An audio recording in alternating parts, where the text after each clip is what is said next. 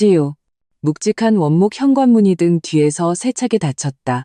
그 충격에 귀가 멍멍하게 울렸다. 문고리에 걸려있던 내 낡은 에코백도 따라 흔들리다. 툭 소리를 내며 바닥으로 떨어졌다.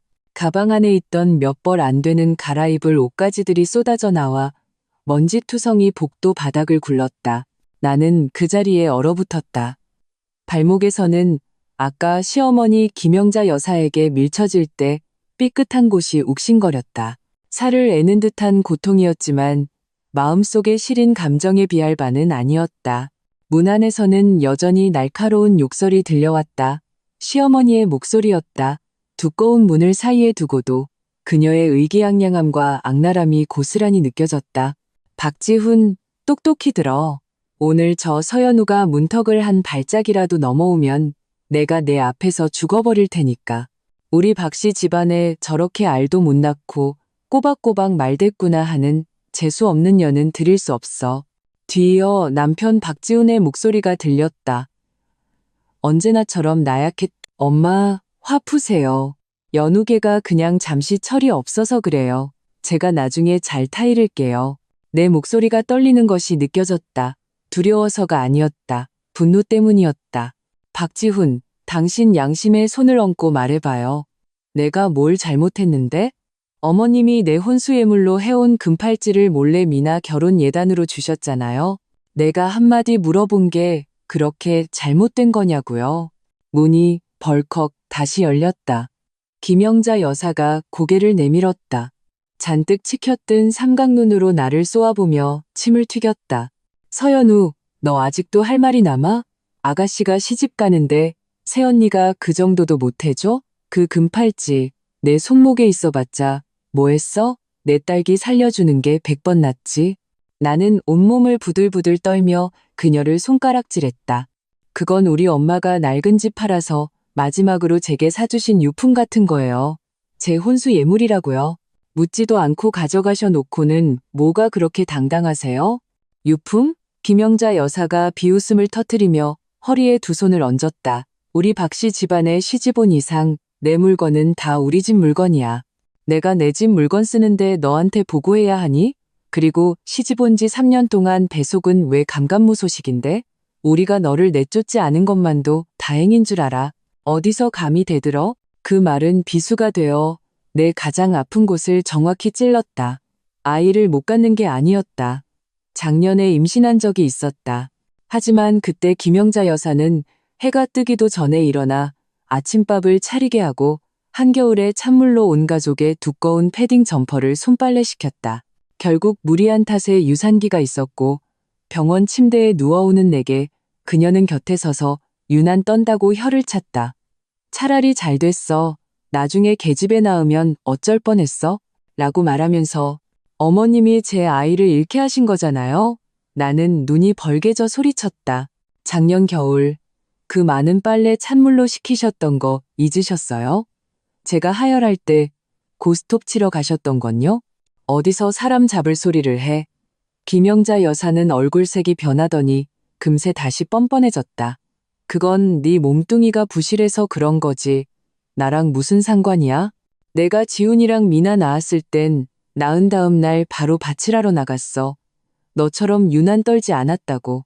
그때쯤 시댁 식구들이 모두 현관으로 모여들었다. 시아버지 박만식 씨는 팔짱을 낀 채 문틀에 기대어 남일 보듯 서 있었다.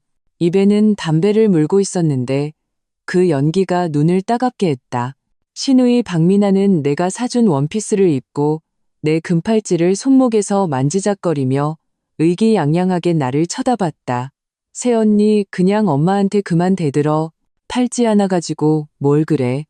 내가 시집가서 남편한테 10개든 20개든 사달라고 할게. 닥쳐. 나는 그녀를 쏘아붙였다. 그건 내 거야. 네가 뭔데 가져? 내가 이 집 딸이니까. 새언니는 외부인이잖아. 박미나가 턱을 치켜들었다. 엄마가 그랬어. 눈치껏 오빠랑 이혼하고 자리 비켜주라고. 마지막으로 지팡이를 짚은 시할머니가 떨리는 목소리로 입을 열었다. 새애기야, 어미 말 들어라. 여자는 지아비를 하늘처럼 섬기고 시부모에게 효도하고 대를 이어야 하는 법이다. 넌 이 세 가지를 다 못하니 우리 지훈이 짝으로는 안 맞는다. 5식구 중 누구 하나 내 편을 들어주는 이가 없었다. 나는 박지훈을 바라보았다. 그는 내 시선을 피하며 고개를 숙인 채 중얼거렸다. 연우야, 엄마랑 할머니가 저렇게 말씀하시는데 일단 친정에 며칠가 있어. 머리 좀 식히고. 머리를 식히라고? 나는 웃음이 터져 나왔다. 눈물이 섞인 웃음이었다. 박지훈 3년이야. 내가 이 집에서 소처럼 일했어. 새벽 5시에 일어나 밥하고 밤 11시가 넘어서야 잠들었어. 집안일은 전부 내 차지였고 당신 엄마랑 동생은 설거지 한 번 한 적 없어. 내 월급은 생활비 몇십만 원 빼고 전부 어머님께 드렸어. 근데 내가 뭘 얻었지? 알도 못 낳는 년, 재수 없는 년 소리 들으면서 이렇게 쫓겨나는 신세가 됐다고 김영자 여사가 참을성 없다는 듯 손을 휘저었다. 쓸데없는 소리 그만하고 썩 꺼져. 계속 여기서 뭉그적거리면 경비 부를 테니까. 그녀는 허리를 숙여 바닥에 떨어진 내 에코백을 집어들더니 내 몸을 향해 세게 던졌다. 내 거지 같은 물건들 가지고 썩 꺼져. 우리 집 앞 더럽히지 말고. 가방이 다리에 부딪혔고 나는 아픔에 얼굴을 찡그렸다. 나는 눈앞에 냉혹하고 악랄한 얼굴들을 바라보았다. 마음이 완전히 식어버렸다. 나는 몸을 굽혀 바닥에 흩어진 옷가지들을 천천히 주워 가방에 담았다. 그리고 일어나 그들을 차갑게 쏘아보았다. 좋아요, 갈게요. 하지만 똑똑히 들으세요. 오늘 당신들이 저한테 한 짓 언젠가 반드시 대가를 치르게 될 거예요. 대가? 김영자 여사가 몸을 가누지 못할 정도로 웃어댔다. 기다려주마. 네가 잘 되면 내 손에 장을 지진다. 문이 다시 한번 닫혔다. 이번에는 안에서 잠금장치가 돌아가는 소리가 들렸다. 나는 복도에 서서 그 차가운 문을 바라보았다. 마침내 참았던 눈물이 뺨을 타고 흘러내렸다. 복도에는 불이 꺼져 있었고 창밖에서 스며드는 희미한 달빛만이 내 그림자를 길게 늘어뜨리고 있었다. 삐끗한 발목 때문에 한 걸음 떼기도 힘들었다. 가진 것이라곤 에코백 안에 옷 몇 벌과 주머니 속에 23,000원이 전부였다. 이것이 박씨 집안에서의 3년 동안 내가 얻은 모든 것이었다. 나는 다친 발을 끌며 한 걸음 한 걸음 계단을 내려갔다. 아파트 단지는 조용했고 길고양이 몇 마리만이 쓰레기통 주변을 어슬렁거리고 있었다. 길가로 나와 택시를 타고 기차역으로 가려 했지만 주머니를 뒤져보니 23,000원으로는 택시 기본요금도 되지 않았다. 어쩔 수 없이 버스 정류장까지 걸어가서 날이 밝으면 첫 차를 타고 친정으로 돌아가기로 마음먹었다. 내 친정은 충주에 있는 작은 도시였다. 기차로 2시간을 가고 다시 시내버스로 갈아타야 했다. 엄마 이정숙 여사는 혼자 사셨고 몸이 편찮으셨다. 처음에 내가 박지훈과 결혼한다고 했을 때 엄마는 탐탁지 않아 하셨다. 박지훈은 너무 유약하고 김영자 여사는 너무 기가 세서 내가 시집가면 고생할 거라고 하셨다.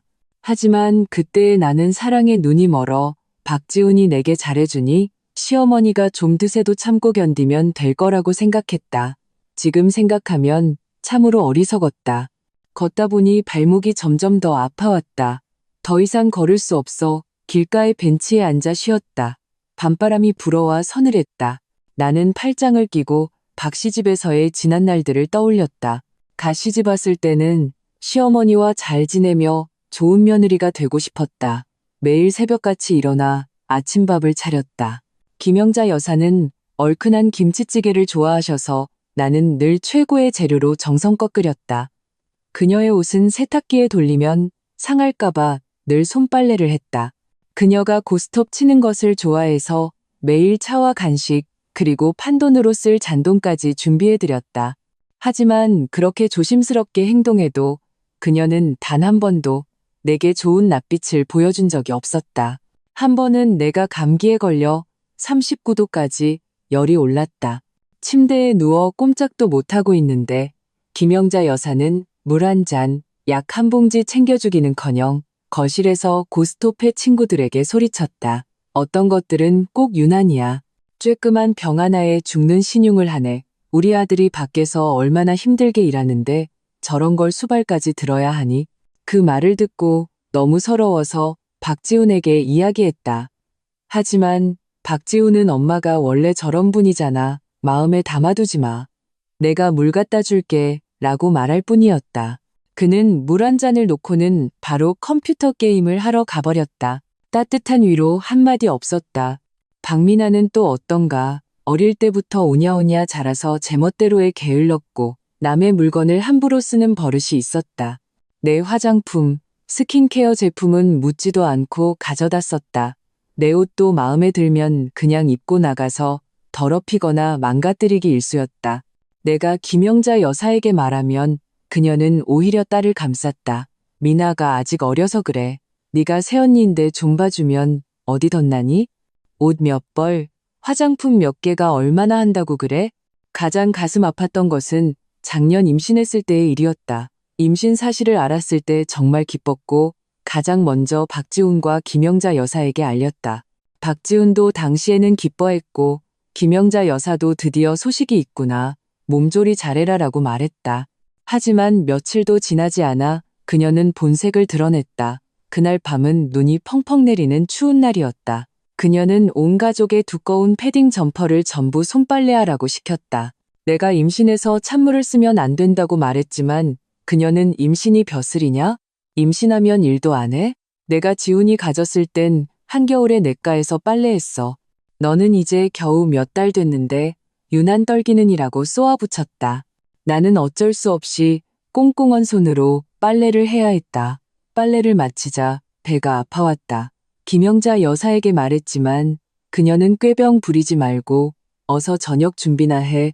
지훈이랑 아버님 퇴근할 시간 다 됐어라며 무시했다. 나는 고통을 참으며 저녁을 차렸다. 저녁 식사 후에는 더 이상 버틸 수 없어 침대에 누웠다. 한밤중에 하혈하는 느낌이 들어 너무 무서워 박지훈을 깨웠다. 그는 잠결에 귀찮다는 듯이 말했다. 별일 아니겠지? 내일 아침에 얘기해. 결국 나는 혼자 택시를 타고 병원으로 갔다. 의사는 유산기가 있으니 입원해야 한다고 했다. 김영자 여사에게 전화했지만 그녀는 나 지금 고스톱 치고 있는데 판이 좋단 말이야. 갈 시간 없어. 지훈이더러 가라고 할게라고 말했다. 박지훈이 병원에 왔지만 침대에 누워있는 나를 보고는 미간을 찌푸리며 말했다. 왜 이렇게 조심성이 없어? 엄마가 오늘 네가 빨래 많이 해서 피곤했을 거라고 하던데. 나는 그때 마음이 완전히 차갑게 식었다. 그는 내 안위는 걱정하지 않고 오히려 나를 탓했다. 결국 아이는 지키지 못했다. 내가 병상에 누워 울고 있을 때 김영자 여사가 찾아왔다.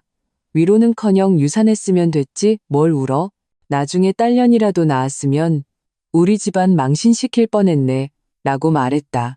나는 그 자리에서 기절할 뻔했다. 박지훈은 그저 옆에서 김영자 여사의 손을 잡고 엄마 화 푸세요. 연우도 일부러 그런 건 아닐 거예요 라고 말할 뿐이었다. 그날 이후로 나는 이 집에 대한 모든 희망을 버렸다. 그저 참고 살다 보면 언젠가 나아지겠지 생각했다. 하지만 그들이 금팔찌 하나 때문에 나를 이렇게 매정하게 내쫓을 줄은 몰랐다. 이런저런 생각을 하는 사이 동이 트기 시작했다. 버스 정류장에 사람들이 하나둘 모여들었다.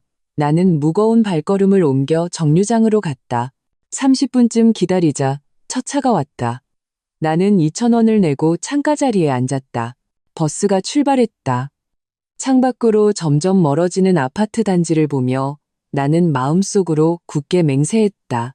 나 서연우, 다시는 이 숨막히는 곳으로 돌아오지 않겠다. 다시는 그들의 무시와 학대를 견디지 않겠다. 버스를 1시간 넘게 타고 기차역에 도착했다. 남은 돈으로 충주행 무궁화호 표를 샀다. 2시간을 더 가야 했다. 기차 아는 사람들로 붐볐다. 나는 구석에 자리를 잡고 앉았다. 창밖 풍경이 뒤로 물러나는 것을 보며 만감이 교차했다. 마침내 기차가 도착했다. 기차에서 내려 다시 시내버스로 갈아타고 나서야 친정이 있는 동네에 도착했다. 익숙한 대문 앞에 서자 서러움이 북받쳤다. 손을 들어 문을 두드렸다. 문이 금세 열렸다. 잠옷 차림의 엄마가 눈이 붉게 충혈된 채 서 있었다. 잠을 설친 모습이었다. 엄마는 나를 보고 잠시 멈칫하더니 이내 와락 껴안았다. 연우야, 어떻게 된 거니? 무슨 일 있었어? 나는 더 이상 참을 수 없었다. 엄마 품에 안겨 목 놓아 울었다. 엄마, 그 사람들이 날 내쫓았어. 날 쫓아냈다고. 엄마는 내 등을 토닥이며 위로했다. 울지 마라, 내 새끼. 엄마가 있잖니. 아무도 널 함부로 대하지 못해? 일단 들어와. 밖은 춥다. 엄마는 나를 부축해 집으로 데리고 들어가 따뜻한 물을 한 잔 타주셨다. 이거 마시고 몸 좀 녹여. 그리고 천천히 얘기해봐. 무슨 일이었는지. 나는 따뜻한 물을 마시며 조금 진정된 후 박 씨 집에서 있었던 일을 하나부터 열까지 모두 엄마에게 털어놓았다. 김영자 여사가 내 금팔찌를 박민아에게 준 것부터 우리가 다툰 것, 그리고 그들이 나를 내쫓은 것까지 그동안 당했던 서러움도 모두 쏟아냈다. 엄마는 들을수록 분노에 차올라 온몸을 떨었다. 탁 소리를 내며 상을 내리쳤다. 그 김영자라는 여자 정말 너무하는구나. 그리고 박지훈 그 멍청이는 제 마누라 하나 지키지 못하다니. 내 눈이 삐었지. 어떻게 그런 놈한테 시집을 갔어. 엄마, 내가 잘못했어. 그때 엄마 말을 들었어야 했는데. 나는 울며 말했다. 이제라도 알았으니 됐다. 엄마는 내 머리를 쓰다듬었다. 눈빛에는 안타까움이 가득했다. 괜찮아, 내 딸. 돌아왔으면 됐어. 엄마가 있으니 하늘이 무너져도 괜찮아. 일단 푹 쉬어. 발목이 이렇게 부었는데 약이라도 발라야겠다. 엄마는 약을 찾아와 조심스럽게 내 발목에 발라주셨다. 그리고는 내가 가장 좋아하는 갈비찜을 해주시겠다며 시장에 가셨다. 분주하게 움직이는 엄마의 뒷모습을 보며 마음이 따뜻해지면서도 후회가 밀려왔다. 그때 엄마 말을 들었다면 이런 꼴은 당하지 않았을 텐데.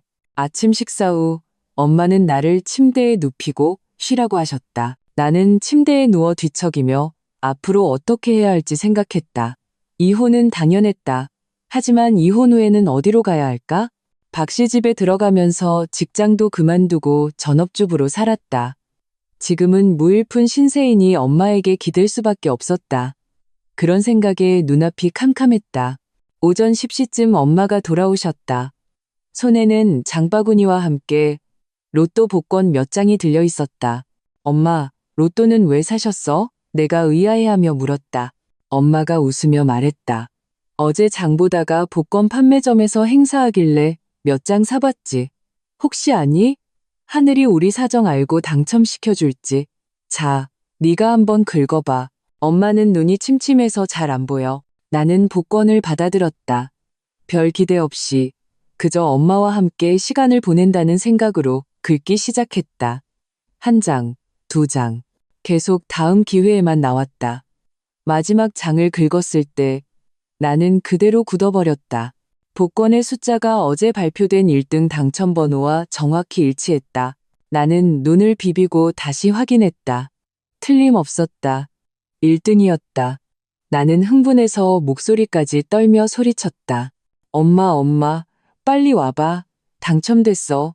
우리 1등 됐어. 엄마가 달려와 내 옆에 바싹 붙어 복권을 들여다보았다. 정말이야? 연우야, 엄마 놀리는 거 아니지?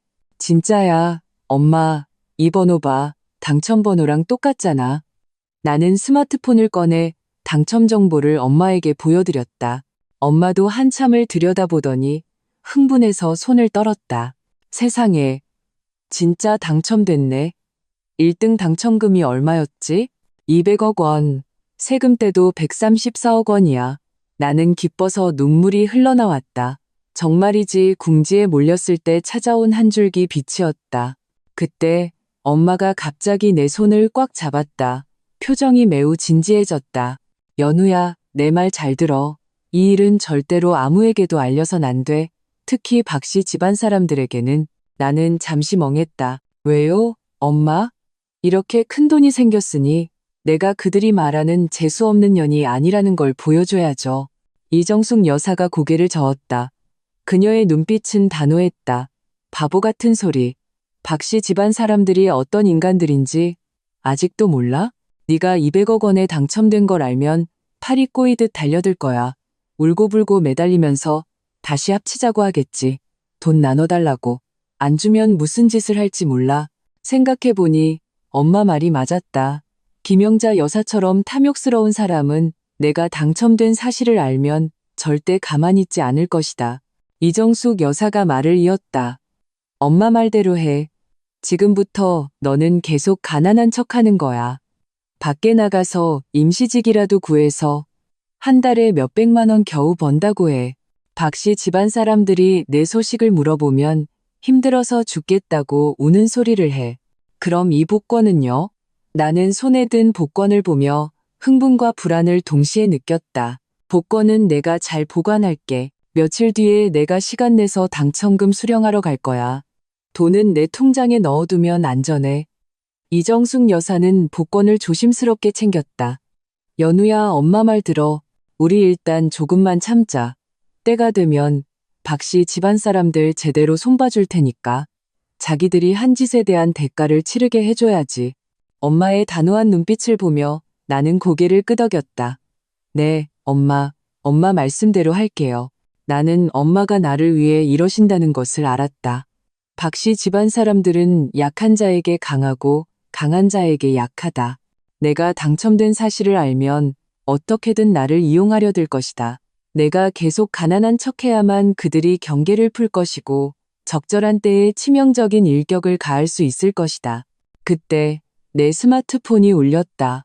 박지훈이었다. 나는 엄마를 쳐다보았고 엄마는 눈짓으로 받으라고 신호했다. 나는 통화 버튼을 누르고 일부러 서럽고 가련한 목소리를 냈다. 여보세요, 지훈 씨. 전화기 너머로 박지훈의 목소리가 들려왔다. 약간의 짜증이 섞여 있었다. 서연우, 어디야? 엄마가 물어보래. 생각은 좀 해봤냐고. 생각 다 했으면 빨리 돌아와서 엄마한테 사과해. 그럼 이번 일은 없던 걸로 해줄 테니까. 나는 속으로 비웃었다. 아직도 내가 돌아가서 사과하길 바란다니 꿈도 야무졌다. 나는 코를 훌쩍이며 울먹이는 목소리로 말했다. 안 돌아가요. 다들 저한테 그렇게 해놓고 제가 뭐하러 돌아가요? 또 무시당하려고요? 저 지금 엄마 집에 있어요. 친구 가게에서 아르바이트 자리 구했어요. 한 달에 겨우 몇백만 원 벌지만 저 혼자 쓰기엔 충분해요. 박지훈은 잠시 침묵하더니 말했다. 몇백만 원으로 뭐래? 그냥 돌아와.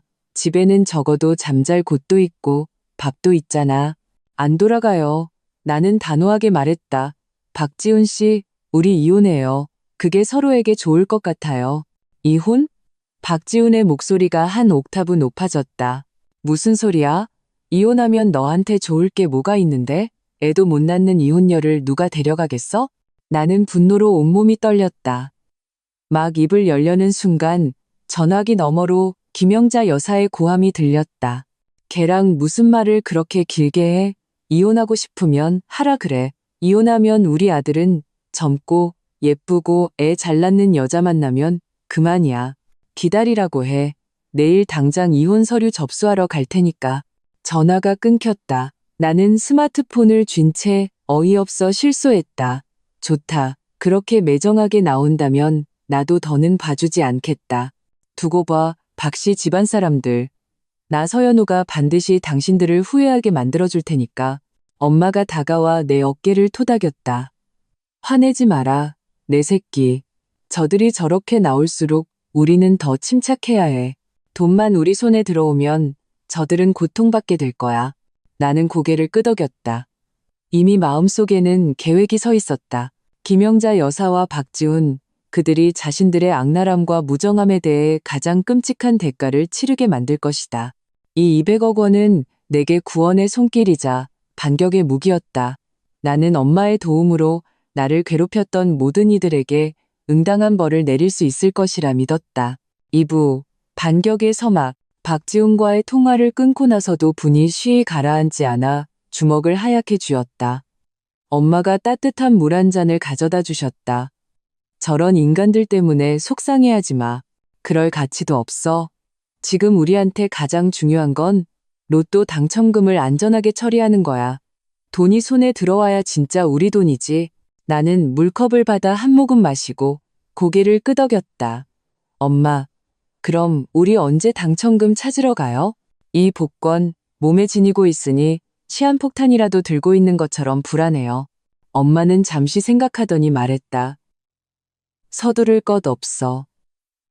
이건 신중하게 계획해야 해. 당첨금 지급하는 은행 본점이 서울에 있는데 우리가 그냥 가면 눈에 띄기 쉬워. 일단 내 이종사촌 오빠한테 전화해봐야겠다. 준서가 서울에서 변호사로 일하니까 이런 쪽은 잘 알 거야. 어떻게 하면 사람들 눈에 띄지 않고 돈을 받을 수 있는지 방법을 물어보자. 내 이종사촌 오빠의 이름은 최준서다. 엄마 여동생의 아들로 믿음직하고 머리 회전이 빠른 사람이었다. 내가 결혼할 때도 박지훈네 집안 사람들 인상이 좋지 않다며 조심하라고 충고해줬었다. 지금 생각하니 역시 오빠의 안목이 정확했다. 엄마는 바로 준서 오빠에게 전화를 걸었다. 전화로는 자세한 내용을 말하지 않고 아주 중요한 일이 있어 도움이 필요하니 시간이 될 때 전화해달라고만 했다. 전화를 끊은 지 얼마 되지 않아 오빠에게서 전화가 걸려왔다. 엄마는 나를 데리고 안방으로 들어가 문을 닫고 나서야 로또 당첨 사실을 털어놓았다. 전화기 너머에 오빠도 깜짝 놀란 듯 한참 동안 말을 잇지 못했다. 이모, 연우야, 정말 대단한 행운이네요. 200억 원이라니, 이건 정말 엄청난 일이에요. 하지만 정말 조심해야 해요. 요즘 이런 일 노리는 사람들 많아서 소문이라도 나면 큰일 나요. 준서야, 그래서 너한테 연락한 거다. 어떻게 하면 눈에 띄지 않게 당첨금을 받고 안전하게 보관할 수 있을지 좀 알려다오. 이모, 걱정 마세요. 당첨금 수령할 때 마스크랑 모자로 얼굴을 최대한 가리세요. 지급 은행에 비밀 보장 서비스를 요청할 수도 있어요. 신원 정보를 공개하지 말아 달라고요. 돈을 받은 후에는 여러 은행에 나눠서 예치하세요. 일부는 정기예금으로, 일부는 안전한 자산으로 운용하는 게 좋아요. 그래야 안전하고 수익도 얻을 수 있어요. 그럼 누구 신분증으로 받아야 할까? 연우 이름으로 하면 박씨 집안에서 알아낼까봐 걱정인데 이모님 신분증으로 하세요. 이모님은 박씨 집안과 직접적인 관계가 없으니 그들이 조사하려고 해도 알아내기 어려울 거예요. 다만 당첨금 수령할 때는 연우도 같이 가야 해요. 복권 당첨자가 연우니까 몇 가지 절차에 협조해야 하거든요. 그래, 그렇게 하자. 준서야, 너 혹시요 며칠 시간 괜찮니? 괜찮으면 우리랑 같이 서울 좀 가주면 안 될까? 마침 며칠 한가해요. 언제든지 갈 수 있어요. 준비하시고 내일 아침에 제가 차로 모시러 갈게요. 전화를 끊자 마음이 한결 놓였다. 오빠가 함께 가주고 조언까지 해주니 당첨금 수령 절차는 순조롭게 진행될 것 같았다. 다음 날 아침 일찍 준서 오빠가 차를 몰고 왔다. 나와 엄마는 최대한 평범하게 옷을 입었다. 엄마는 색이 바랜 낡은 재킷에 모자를 쓰고 돋보기 안경까지 끼셨다. 나는 헐렁한 운동복에 큰 마스크를 써서 얼굴을 거의 다 가렸다. 집을 나서기 전 엄마는 은행 가서는 말 아끼고 나랑 내 오빠가 시키는 대로만 해. 알았지? 라고 다시 한번 당부하셨다. 오빠의 차는 평범한 국산차여서 전혀 눈에 띄지 않았다. 우리는 차 안에서 별말 없이 서울로 향했다. 엄마는 복권을 속주머니에 넣고 잃어버릴까봐 계속해서 만지작거리셨다. 3시간쯤 달려 서울에 있는 농협은행 본점에 도착했다. 오빠가 먼저 직원과 이야기해 신원 비밀 보장을 요청했고 우리는 별도의 상담실로 안내받았다. 직원은 복권 정보를 확인하고 나와 엄마의 신분증을 받아 등록 절차를 진행했다. 모든 과정은 순조로웠고 보안도 철저했다. 가장 떨리는 순간은 직원이 세후 134억 원이 찍힌 수표를 엄마 손에 건네줄 때였다. 엄마는 수표를 든 손을 부들부들 떨었고 눈물을 글썽이셨다. 나 역시 그 수표를 보며 가슴이 벅차올랐다. 이 134억 원은 나와 엄마의 희망이자 박씨 집안의 반격할 자본이었다. 당첨금 수령을 마친 후 오빠는 우리를 데리고 여러 은행을 돌며 돈을 분산 예치했다.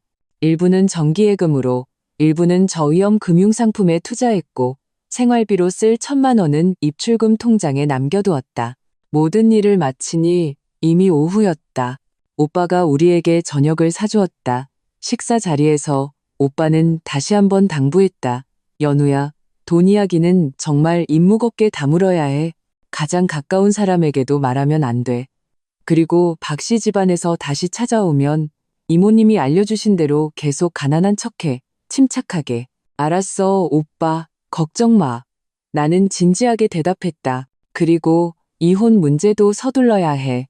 아직 법적으로 부부관계니까 만에 하나 그들이 내 당첨 사실을 알게 되면 재산 분할을 요구할 수도 있어. 이모님 신분증으로 수령했지만 혹시 모르니 최대한 빨리 이혼해서 법적으로 남남이 되는 게 좋아. 엄마도 고개를 끄덕였다. 준서 말이 맞다. 이혼은 미룰 수 없지. 돌아가면 바로 변호사 선임해서 박지훈과 이혼 절차 밟자. 집으로 돌아오는 길, 엄마는 기분이 아주 좋으셨는지 젊었을 때 즐겨 부르던 옛 노래를 흥얼거리셨다. 나는 창밖 풍경을 보며 희망에 부풀었다. 미래가 드디어 밝아지는 것 같았다. 집에 돌아온 엄마는 은행카드를 금고에 소중히 넣고 잠그셨다.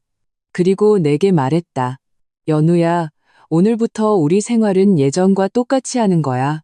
티나면 안 돼. 난 내일도 시장 가서 예전처럼 싼 채소만 살 거고 너도 임시직이라도 구하는 척해. 진짜 출근할 필요는 없고 아는 사람 가게에 이름만 올려도 박씨 집안 사람들 속이기 위해서. 알았어요, 엄마. 제 친구 수진이가 동대문에서 옷가게 하는데 거기서 일한다고 이름만 올려달라고 할게요. 한 달에 300만 원 정도 번다고 하면 될 거예요. 그래, 그렇게 하자. 내 친구한테 상황 잘 설명하고 비밀 지켜달라고 하고. 다음 날 나는 고등학교 동창인 김수진을 찾아갔다. 수진이는 의리가 강한 친구였다. 내 사정을 이야기하자 그녀는 나를 동정하며 흔쾌히 도와주겠다고 했다. 연우야, 걱정 마. 그건 나한테 맡겨. 진짜 출근 안 해도 돼. 내가 매달 네 통장으로 300만 원씩 월급 보내줄게. 박씨 집안 사람들이 와서 물어보면 네가 여기서 일한다고 말해줄게. 정말 고마워, 수진아. 무슨 소리야. 그 집안 사람들 정말 인간도 아니네. 걱정 말고 내가 확실히 도와줄게. 일자리 문제까지 해결되자 마음이 더욱 든든해졌다. 며칠 동안 나는 집에서 엄마와 함께 시간을 보냈다. 엄마는 여전히 예전처럼 절약하며 지내셨고 시장에 가서는 채소값을 깎는 모습까지 보여주셨다. 집에 134억 원이 있다는 사실을 전혀 눈치챌 수 없었다. 나는 엄마가 나를 위해 연기하고 있다는 것을 알았다. 우리를 지켜볼지도 모르는 사람들, 특히 박씨 집안 사람들을 위한 연기였다. 예상대로 며칠 지나지 않아 박씨 집안 사람들이 찾아왔다. 그날 오후 내가 집에서 엄마와 함께 채소를 다듬고 있는데 초인종이 울렸다. 엄마는 내게 눈짓하며 가난하고 불쌍한 척하는 거 잊지 마라고 속삭였다. 나는 심호흡을 하고 문을 열었다. 문 앞에는 박지훈과 김영자 여사가 서 있었다. 김영자 여사는 화려하게 차려입고 박미나의 것으로 보이는 명품백을 들고 있었다. 어떻게 오셨어요? 나는 놀란 척하며 물었다. 김영자 여사는 대답도 없이 나를 밀치고 집 안으로 들어와 사방을 훑어보았다. 박지훈은 그녀 뒤에서 고개를 숙인 채 나를 쳐다보지도 못했다. 여기가 내 엄마 집이야? 왜 이렇게 후져? 김영자 여사가 우리 집을 둘러보며 입을 삐죽였다. 연우야, 이런 데서 지낼 만하니? 주방에서 나온 엄마가 무표정한 얼굴로 말했다. 박시댁 사부인께서 어쩐 일이십니까? 귀한 분이 누추한 곳까지 오셨네요. 김영자 여사가 가식적인 미소를 지었다. 사부인, 제가 연우가 보고 싶어서 지훈이랑 같이 와봤지요. 보고 싶으셨다고요? 엄마가 냉소했다. 그 애를 내쫓을 때는 언제고 이제 와서 보고 싶으시다는 말씀이십니까? 김영자 여사의 얼굴이 잠시 굳었지만 금세 표정을 바꾸었다. 사부인, 지난 일은 제가 잘못했습니다. 여기서 사과드릴게요. 연우야, 엄마가 잘못했다. 엄마 용서하고 지훈이랑 같이 집으로 돌아가자. 응? 나는 일부러 고개를 숙이고 서러운 척했다. 어머님, 저 안 돌아가요. 여기가 훨씬 편해요. 집은 좁아도 누구 눈치 볼 필요는 없으니까요. 무슨 눈치를 봐. 다 한 가족인데. 김영자 여사가 다가와 내 손을 잡으려 했지만 나는 슬쩍 뒤로 물러나 피했다. 그녀는 개의치 않고 말을 이었다. 연우야, 지훈이랑 같이 돌아가자. 집안일은 이제 미나 시킬게. 너는 집에서 편히 몸조리하면서 우리 박씨 집안에 튼튼한 손주나 낳아줘. 나는 속으로 비웃었다. 이제 와서 손주 타령이라니. 내 아이를 잃게 만들었을 때는 언제고. 나는 코를 훌쩍이며 울먹였다. 어머님, 저 지금 친구 옷가게에서 일해요. 한 달에 300만 원 버는데 제 생활비 하기도 빠듯해요. 제가 일 안 하고 집에 돌아가면 생활비는 어떡해요? 지훈 씨 월급도 많지 않은데 온 식구 부양해야 하잖아요. 김영자 여사의 눈이 반짝였다. 한 달에 300만 원밖에 못 벌어? 그걸로 뭘 해? 내 엄마 몸도 안 좋으신데 나중에 아프기라도 하면 병원비는 어쩌려고? 그냥 친척들한테 빌려야죠. 나는 목소리를 기어들어가게 말했다. 그때 박지훈이 입을 열었다. 연우야, 나랑 같이 가자. 내 월급 절반 너한테 줄게. 혼자 밖에서 고생하는 거 너무 힘들어 보이잖아. 당신 월급이요? 나는 고개를 들어 그를 쳐다보았다. 당신 월급은 전부 어머님께 드리잖아요. 당신 마음대로 나한테 절반을 줄 수 있어요? 박지훈의 얼굴이 빨개지며 고개를 숙였다. 김영자 여사가 재빨리 말을 가로챘다. 지훈이가 너랑 상의하겠다는 거잖아. 연우야, 걱정 마. 네가 지훈이랑 같이 돌아오기만 하면 내가 매달 용돈으로 100만 원씩 줄게. 사고 싶은 거 다 사. 100만 원? 나는 웃음이 터져 나올 뻔했다. 지금 나는 가방 하나 사는데도 그보다 더 쓴다. 그녀는 뻔뻔하게도 그런 말을 했다. 나는 고개를 저었. 어머님, 마음은 감사하지만 전 돌아가지 않겠습니다. 여기서 돈은 적게 벌어도 마음은 편해요. 김영자 여사의 얼굴이 마침내 굳어졌다. 서연우, 너 정말 사람이 주는 호의를 무시할래? 내가 이렇게 좋게 말할 때 돌아오지 않으면 후회할 거야. 너 같은 이혼녀를 누가 거들떠보기나 할 것 같아? 좋은 사람 못 만나면 혼자 살죠. 나는 고개를 들고 그녀를 똑바로 쳐다보았다. 평생 혼자 사는 한이 있어도 다시는 댁에 돌아가서 구박받고 싶지 않아요. 너, 김영자 여사는 기가 막혀 말을 잇지 못했다. 좋아, 서연우. 후회하지나 마. 후회 안 해요. 별일 없으시면 이제 그만 돌아가 주세요. 저 엄마 저녁 차려드려야 하거든요. 김영자 여사는 나를 한번 쏘아보고는 우리 집을 격렬적으로 훑어본 후 박지훈을 끌고 돌아섰다. 문을 나설 때는 일부러 쾅 소리가 나게 문을 세게 닫았다. 그들이 떠난 후 나는 긴 한숨을 내쉬었다. 엄마가 다가와 내 어깨를 토닥였다. 잘했다, 연우야. 속임수가 통했어. 엄마, 저 사람들 분명 꿍꿍이가 있을 거예요. 나는 미간을 찌푸렸다. 김영자 여사처럼 탐욕스러운 사람이 갑자기 저를 데리러 온 건 분명 다른 목적이 있을 거예요. 알아. 엄마가 고개를 끄덕였다. 네가 옷가게에서 일한다는 말을 듣고 아직 이혼 가치가 있다고 생각했겠지. 널 다시 데려가서 공짜 가정부로 부려먹으려는 속셈일 거야. 괜찮아. 우리가 계속 가난한 척하면 저들은 조만간 본색을 드러낼 거야.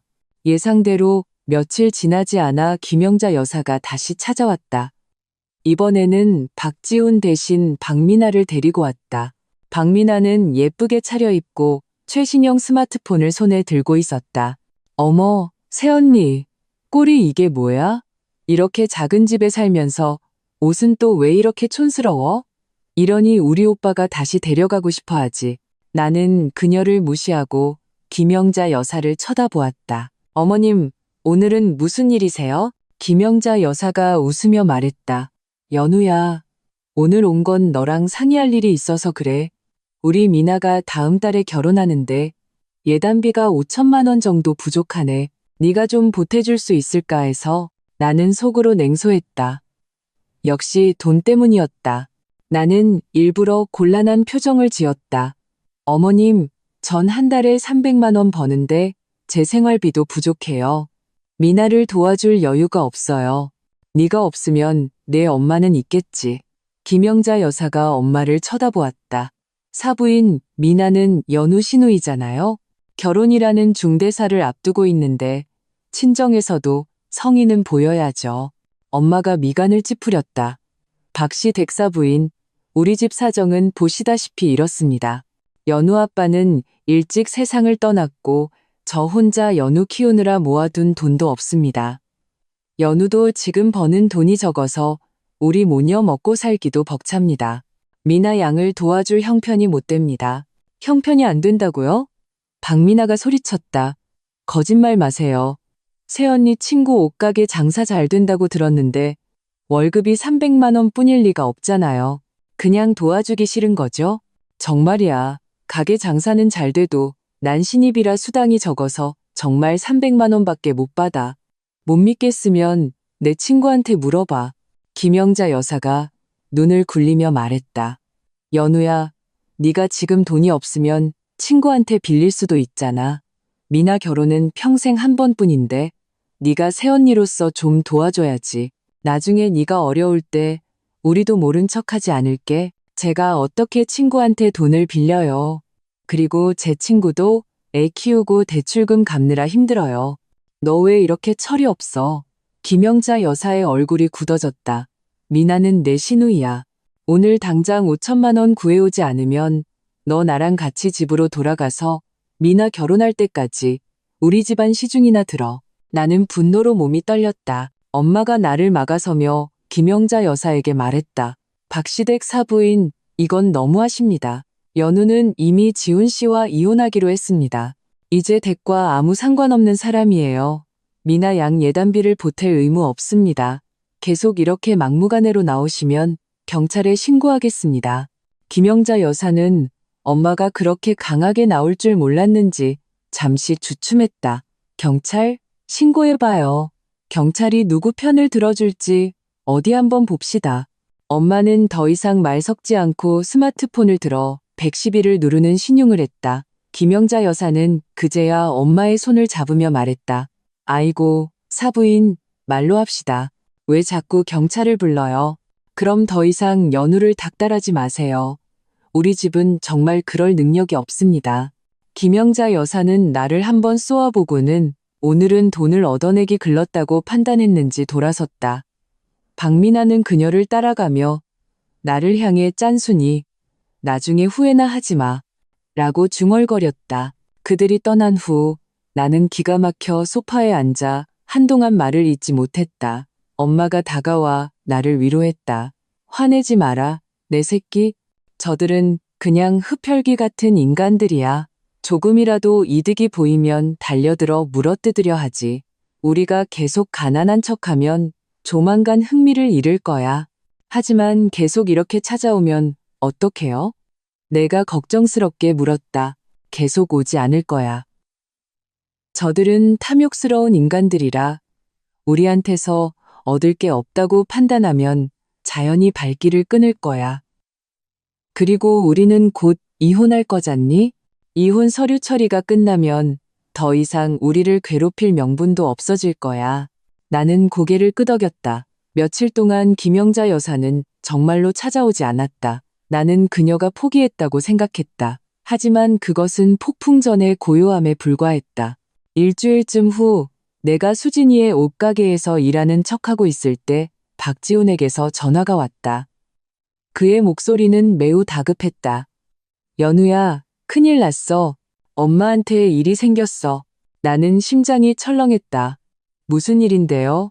어머님께 무슨 일이 생겼어요?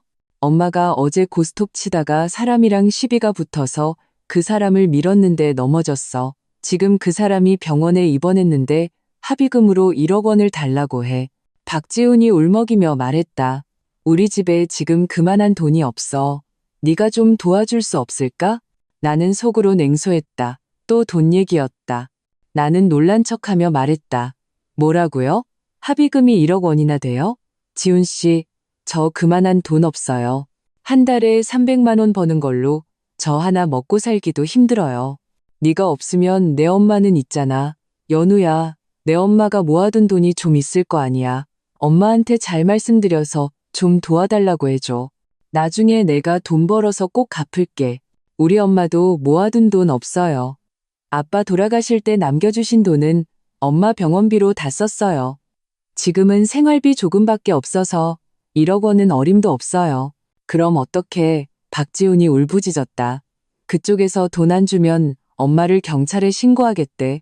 연우야, 우리 엄마가 경찰서에 끌려가는 걸 그냥 보고만 있을 거야? 아무리 미워도 내 시어머니였잖아. 나는 마음이 복잡했다. 한편으로는 김영자 여사가 밉고 그녀가 벌을 받았으면 싶었다. 하지만 다른 한편으로는 그녀가 정말 경찰에 잡혀가면 박지훈이 모든 책임을 내게 돌릴 것 같아 걱정되었다. 나는 잠시 생각하다 말했다. 지훈 씨, 일단 진정해요. 제가 엄마랑 상의해서 친척들한테 돈을 빌려볼 수 있는지 알아볼게요. 하지만 너무 큰 기대는 하지 마세요. 우리 친척들도 다들 형편이 어려워서 그렇게 큰 돈을 빌리기는 어려울 거예요. 그래, 고마워, 연우야. 정말 고마워. 박지훈이 감격에 겨워 말했다. 어서 엄마랑 상의해보고 소식 있으면 바로 알려줘. 전화를 끊고 나는 바로 엄마에게 전화해 상황을 설명했다. 엄마는 듣고 나서 냉소했다. 내가 보기에 이건 거짓말이야. 김영자 그 여자가 우리 돈 뜯어내려고 꾸민 짓일 거야. 저도 좀 이상해요. 김영자 여사처럼 약삭 빠른 사람이 그렇게 쉽게 시비에 휘말릴 리가 없어요. 분명 우리 돈을 노리고 꾸민 함정일 거예요. 연우야, 신경 쓰지 마. 그냥 친척들한테 다 물어봤는데 돈을 못 구했다고 말해. 그리고 저들이 어떻게 나오는지 지켜보자. 1시간쯤 후 나는 박지훈에게 다시 전화했다. 일부러 힘없는 목소리로 말했다. 지훈 씨, 미안해요. 친척들한테 다 연락해봤는데 다들 돈이 없대요. 1억 원은 도저히 못 구하겠어요. 박지훈의 목소리가 순식간에 차가워졌다. 어떻게 그럴 수가 있어? 연우야, 다시 한번 방법을 생각해봐. 엄마가 경찰서에 끌려가면 우리 집은 끝장이야. 정말 방법이 없어요. 그쪽이랑 잘 얘기해서 합의금을 좀 깎거나 분할 상환하는 건 어때요? 그쪽에서 절대 안 된대. 박지훈이 소리쳤다. 당장 돈 안 주면 바로 신고하겠다고 했어. 연우야, 너 정말 우리 엄마가 경찰서에 끌려가는 걸 보고만 있을 거야? 돕고 싶지 않은 게 아니라 능력이 안 되는 거예요. 지훈 씨, 미나한테 부탁해보는 건 어때요? 결혼자금 있잖아요. 미나 결혼자금은 엄마가 금융상품에 투자해서 지금 뺄 수가 없어. 나는 속으로 비웃었다. 역시나 김영자 여사는 정말 탐욕의 화신이었다. 그럼 어떡해요? 전 정말 방법이 없어요. 박지훈은 한참 침묵하더니 갑자기 말했다. 연우야, 내 친구 옷가게 장사 잘 된다며 친구한테 돈을 좀 빌리거나 아니면 내 월급을 1년치 가불해달라고 하면 안 될까? 나는 실소를 금치 못했다. 1년치 월급 가불이라니 정말 뻔뻔했다. 나는 곤란한 척하며 말했다. 지훈 씨, 제가 어떻게 친구한테 그런 부탁을 해요. 그리고 1년치 월급 가불은 친구가 절대 안 해줄 거예요. 한번 말이라도 해봐. 부탁이야, 연우야. 박지훈이 애원했다. 네가 돈만 구해다 주면 내가 앞으로 정말 잘할게. 다시는 엄마가 너 못 괴롭히게 할게. 한번 해볼게요. 하지만 너무 기대는 하지 마세요. 전화를 끊고 엄마에게 박지훈의 말을 전했다. 엄마는 웃으며 말했다. 드디어 여우꼬리가 보이는구나. 우리 돈을 어떻게든 뜯어내려는 속셈이야. 절대 넘어가면 안 돼. 그럼 이제 어떡하죠? 내 친구가 돈 빌려주기도 월급 가불해주기도 거절했다고 말해. 그리고 저들이 어떻게 나오는지 보자.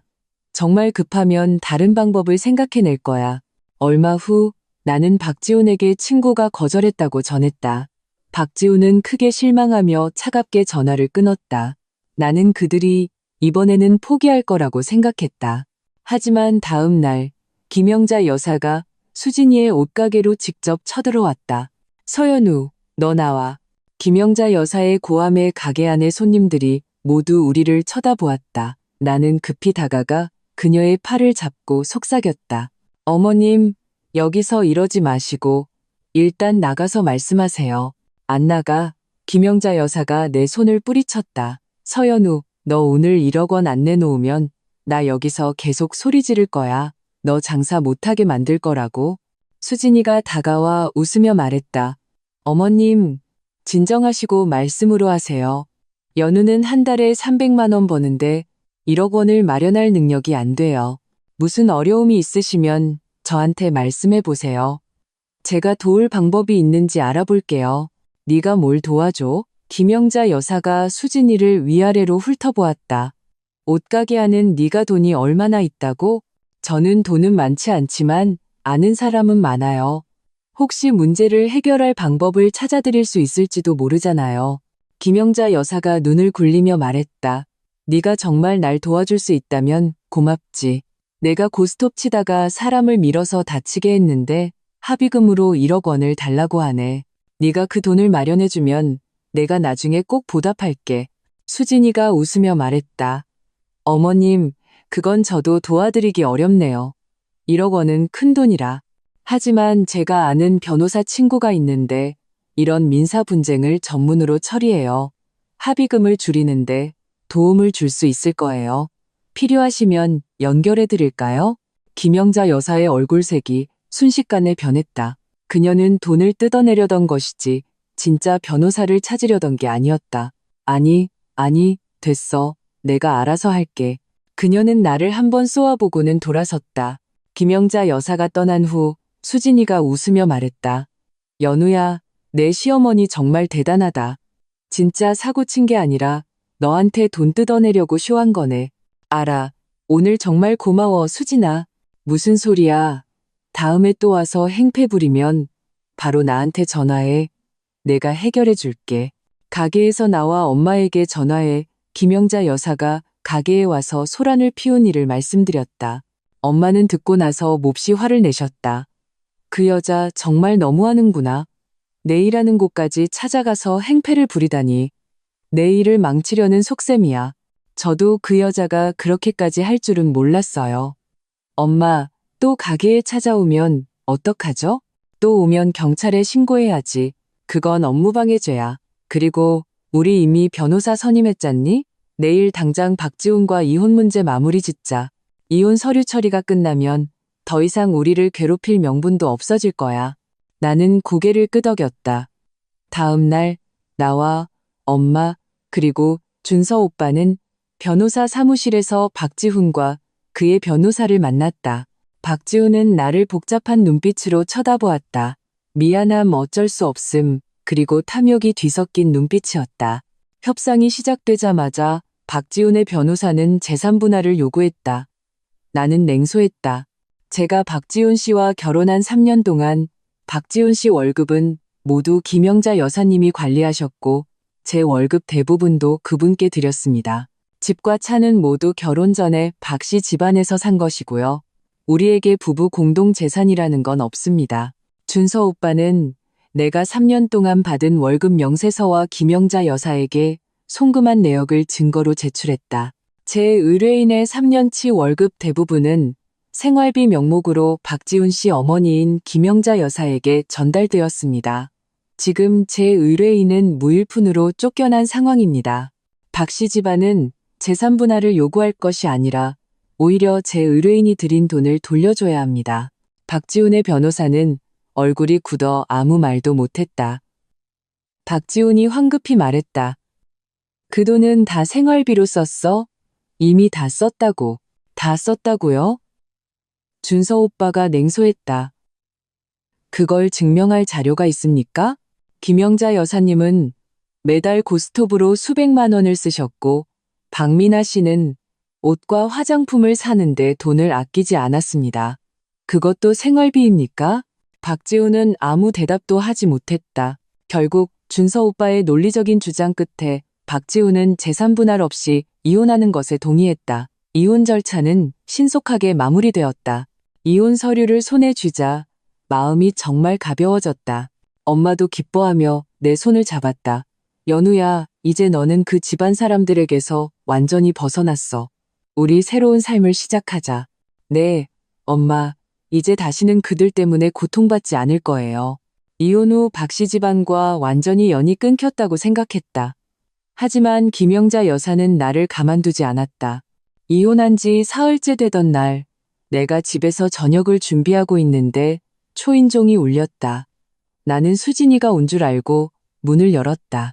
하지만 문 앞에는 김영자 여사와 박미나 그리고 낯선 건장한 남자 몇 명이 서 있었다. 나는 심장이 철렁해 문을 닫으려 했지만 김영자 여사가 나를 밀치고 그 남자들과 함께 집으로 쳐들어왔다. 서연우, 너 오늘 1억 원 내놔. 김영자 여사가 내 코앞에서 소리쳤다. 안 그러면 이 오빠들이 너랑 네 엄마를 가만두지 않을 거야. 주방에서 나온 엄마가 그들을 보고 얼굴이 하얗게 질렸다. 엄마는 내 앞을 막아서며 말했다. 김영자 씨, 지금 뭐 하는 짓이에요? 우리는 이미 이혼했어요. 더 이상 우리를 괴롭힐 권리 없어요. 이혼하면 끝이야? 김영자 여사가 냉소했다. 내 딸이 우리 집에서 3년 동안 먹고 자고 했는데 그냥 떠나면 끝인 줄 알아? 오늘 1억 원 안 내놓으면 너희 모녀 곱게 못 넘어갈 줄 알아. 건장한 남자들도 거들었다. 빨리 돈 내놔. 안 그러면 우리가 험한 꼴 보여줄 테니까. 나는 너무 무서웠지만 물러설 수 없었다. 나는 심호흡을 하고 김영자 여사에게 말했다. 이건 공갈 협박이에요. 지금 당장 경찰에 신고할 거예요. 신고해봐. 김영자 여사는 겁먹지 않았다. 이 오빠들은 다 이 바닥에서 노는 사람들이야. 경찰 와도 소용없어. 네가 감히 신고하면 저들한테 너희 모녀를 망가뜨리라고 할 거야. 그중 한 남자가 다가와 내 팔을 세게 잡았다. 나는 아픔에 비명을 질렀다. 엄마가 달려들어 그를 떼어내려 했다. 이 사람 놔줘요. 무슨 일이 있으면 나한테 해요. 할망구는 저리 비켜. 그 남자가 엄마를 밀쳤고 엄마는 바닥에 쓰러졌다. 엄마, 나는 소리치며 눈물을 흘렸다. 우리 엄마 건드리지 마세요. 돈 드릴게요. 김영자 여사는 그 말을 듣고 더이양연하 미소를 지었다. 진작 그럴 것이지. 어서 돈 가져와. 나는 엄마를 부축해 일으켰다. 엄마는 내게 눈짓하며 섣불리 행동하지 말라고 신호했다. 나는 엄마의 뜻을 알아차렸다.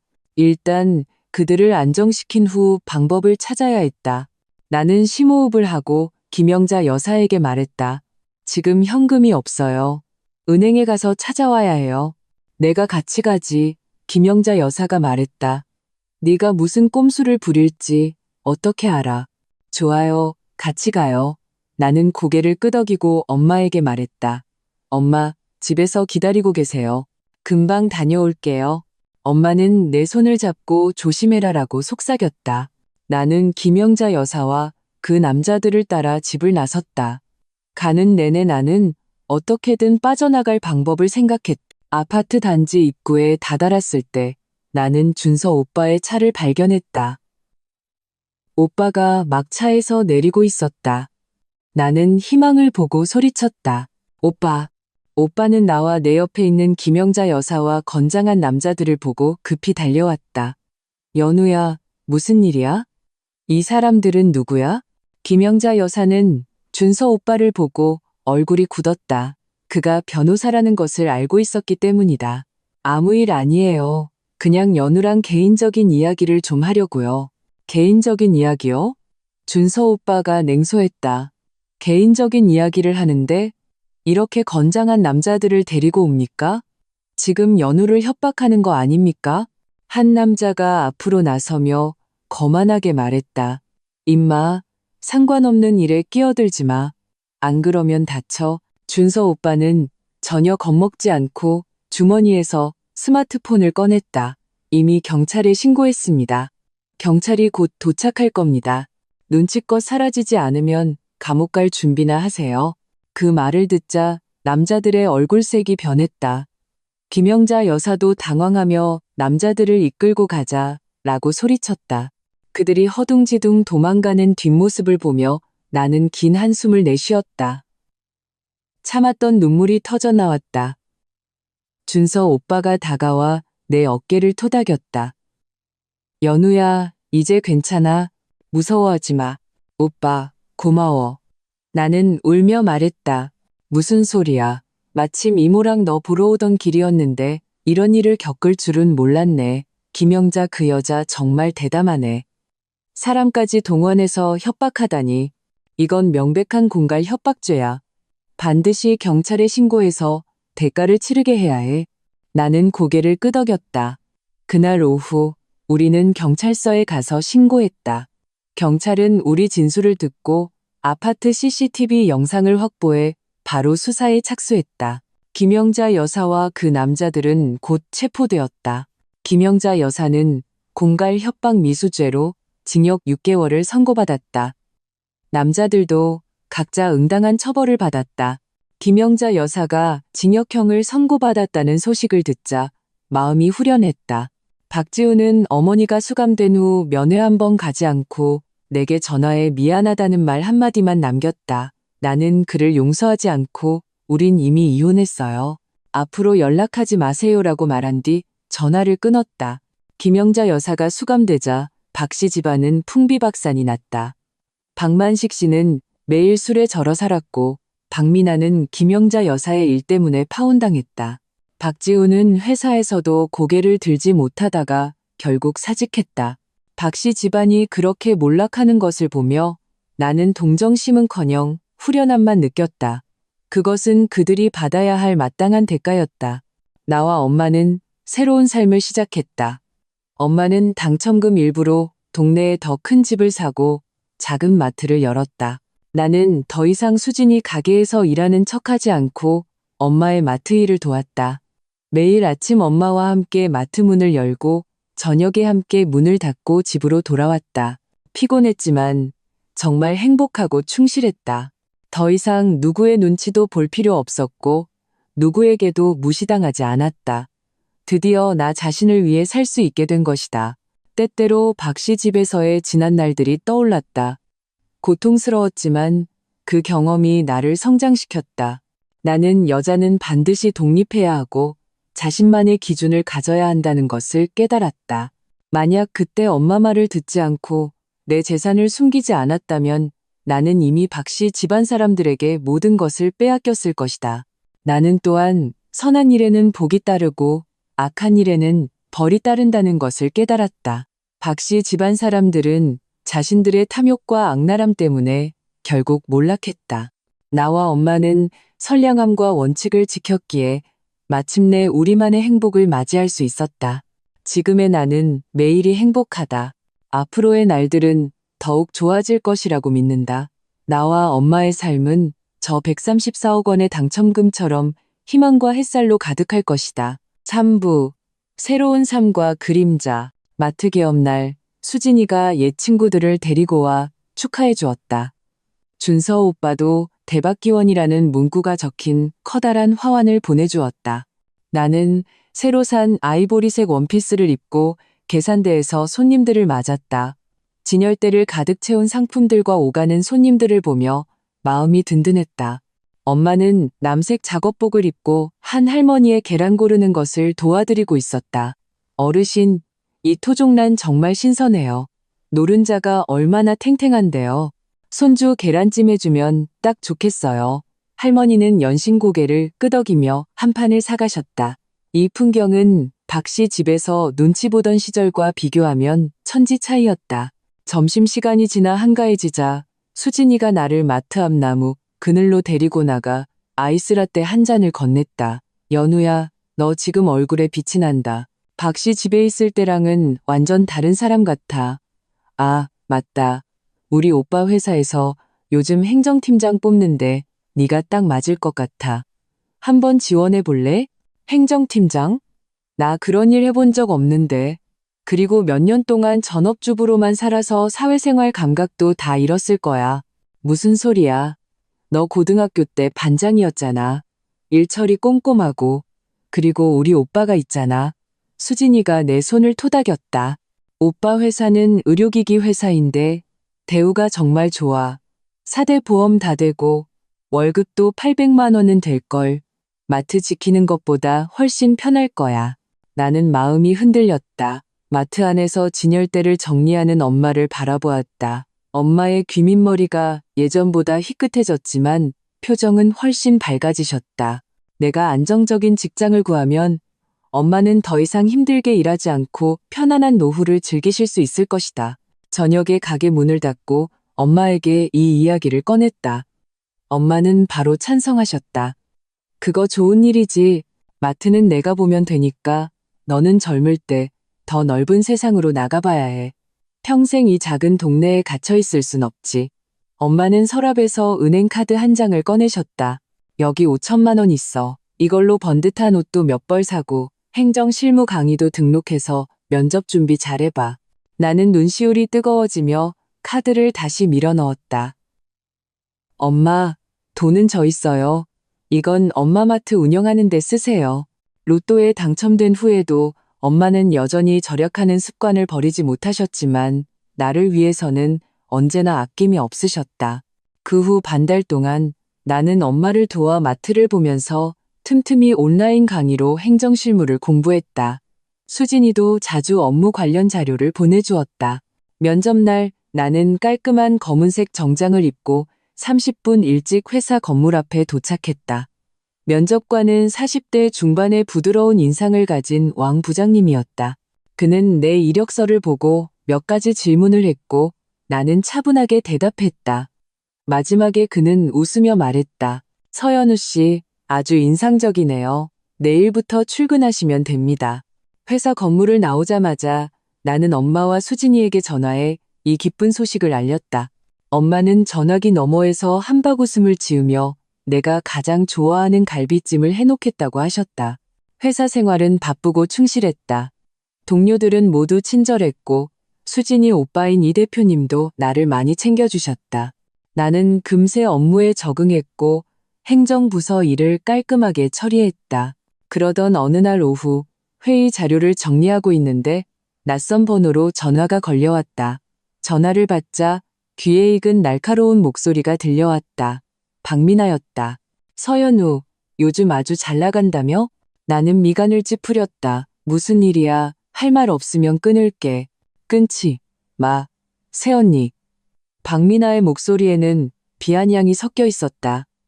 우리 엄마 다음 달에 출소하는데 성의는 좀 보여야 하지 않겠어? 그래도 한때는 네 시어머니였잖아. 나는 냉소했. 성애?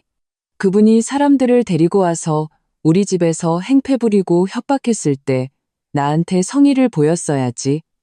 박미나, 우리는 이제 아무 사이도 아니야. 다시는 전화하지 마. 너 정말 배은망덕하구나. 박미나의 목소리가 날카로워졌다. 두고 봐.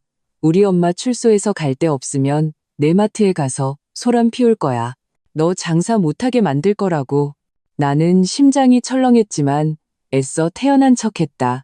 마음대로 해. 마트에는 CCTV 다 있고 경찰서에도 아는 분 있어. 그때 가서 누가 손해볼지 두고 보자고. 나는 그대로 전화를 끊었다. 하지만 마음속으로는 김영자 여사라면 정말 그럴 수도 있겠다는 생각에 불안했다. 그날 저녁 나는 이 일을 엄마에게 말씀드렸다.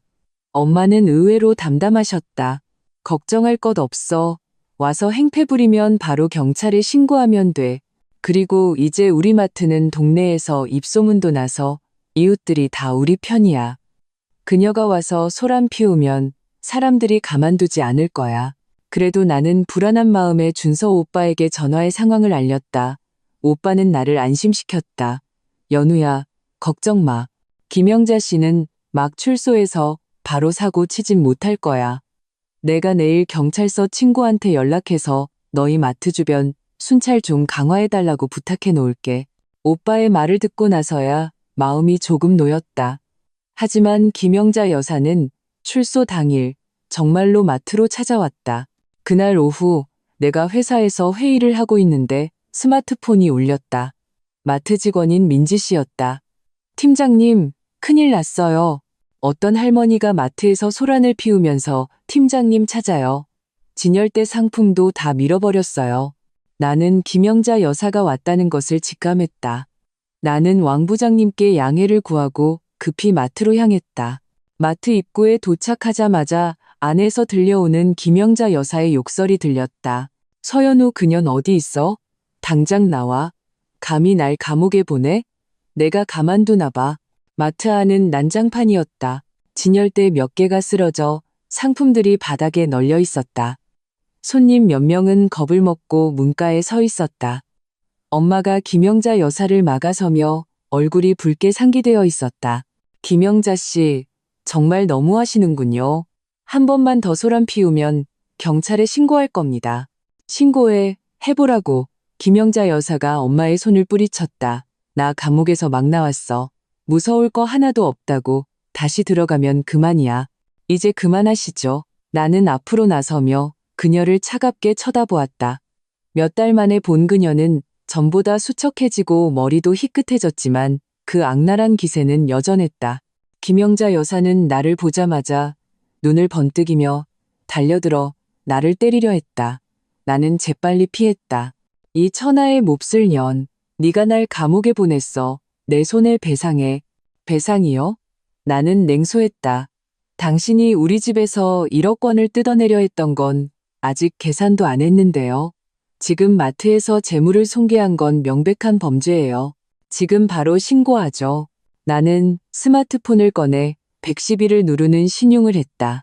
김영자 여사의 얼굴이 잠시 굳었지만 여전히 큰 소리 쳤다. 겁주지 마. 난 무섭지 않아. 그때 구경하던 사람들 사이에서 수군거리는 소리가 들려왔다.